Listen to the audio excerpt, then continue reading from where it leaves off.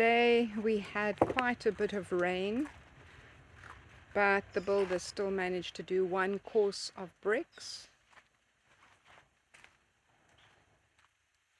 So just to walk you through it, let's walk you through it from the back door. This is the back door here. So you would come up some stairs into the back door. This here is going to be a Jack and Jill bathroom.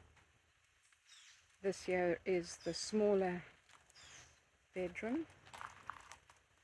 This is your lounge and kitchen over here. Walk through to the bedroom there with its bathroom en suite, and that is the outdoor patio area. They've done a really good job considering the rain we've had.